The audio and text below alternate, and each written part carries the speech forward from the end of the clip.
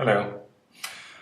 So I'm here alone in my office late at night. Why am I here? I'm here to make a video for you. So I'm here to talk briefly about some of the areas that the Hastings Community Land Trust, which is the organisation I've been working for the best part of the last year, is working. What we're trying to do is to provide affordable housing and in some ways, if we can, try and alleviate some of the social challenges that are affecting parts of Hastings. We're working in two main areas. We work in the White Rock area, which is an area that kind of we've loosely defined. It's the town centre and a little bit of a sprawl towards St Leonard's. It's the sort of hinterland between the two. My presentation's in the wrong place. There we go. So this is what we're trying to do in the White Rock area. Basically, we're trying to provide affordable housing around Hastings. In the White Rock area, we're trying to do that by buying up properties which are underused or disused, letting them out, renovating them using local tradespeople, and then letting them out affordably. When we say affordably, for the most part, we mean what we're calling living rents. Living rents are set at about a third of the average local income, because we believe that the average person in Hastings working full-time shouldn't really have to spend more than about a third of their income on rent. We also recognise that there's a lot of people in Hastings who are earning far below the average local income, and we try to provide some housing for them. It's a little bit harder to do that because it's hard to make those sums stack up, but we do intend to provide some housing at social rents and local housing allowance rents. In the White Rock area, we've just bought our first building. To do that, we gathered up to around 15 local people who were willing to invest between £5,000 and £10,000, I think it was. They invested up to about £150,000, and we got some grant funding, and we got a little bit of help from the local council, which allowed us to buy our first property, 39 Cambridge Road, which was an empty insurance brokers, ex-insurance brokers. Now we hope to turn that into 4 affordable flats using our living rents, and then we're going to cap those rents so they only ever rise at the rate of inflation. Hope to have that ready by May, but as I say, that's only about 4 flats. So let me tell you about our bigger project. This is what we're trying to do in the All Valley, and I may have already bored some of you with this before. You might have been to the site, you might have visited, who knows. Here's a picture of it from very high up in the air. This is it. That's probably, I don't know, 60, 70 years ago maybe. When it was a coal-powered fire station. That's probably more like 50, 60 years ago when it was oil-powered. And then it got pulled down. There's some information about ore, a little brief potted history. Used to have quite a lot of industry. All of that industry disappeared. A lot of the housing that was built in ore was specifically built to service that industry. A lot of the estates were built to bring people down from London to come and work in the factories and all the other places that were there. Since those places shut down about 40 plus years ago, the areas around there have struggled to sort of make ends meet in a lot of ways. They've also been in a lot of ways forgotten or neglected by central and local government, because it's social housing. It's where, it's not where the rich people live, it's where your average odds live, and so because of that there's been a lack of investment, and all sorts of other problems have happened, leading these places to be some of the most deprived in Hastings, and in fact in the top 1% of most deprived in the UK.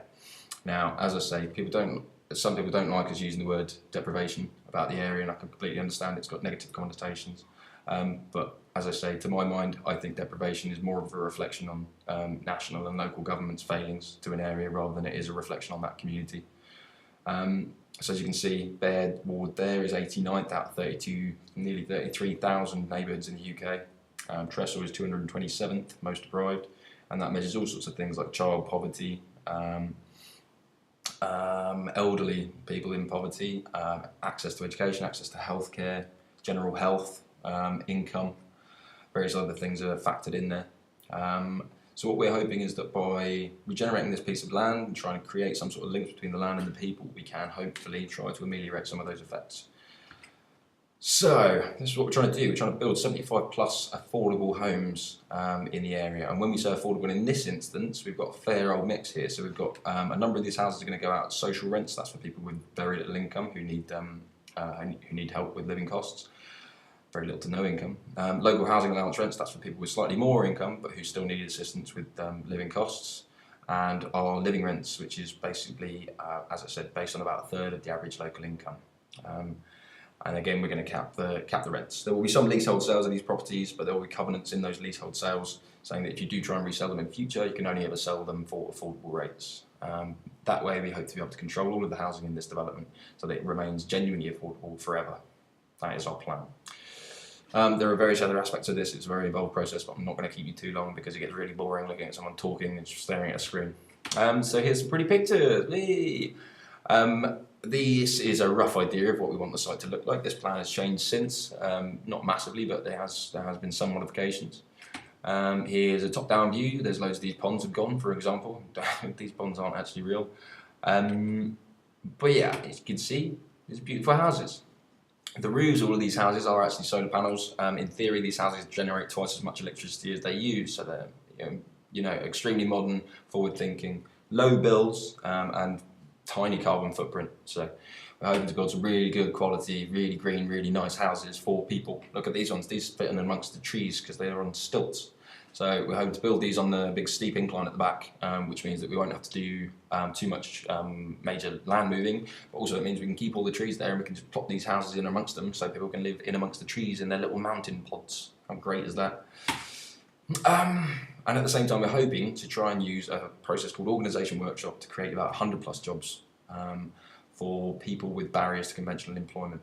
And those jobs will be in various fields, we hope, from administration to logistics to building to childcare to catering to all sorts.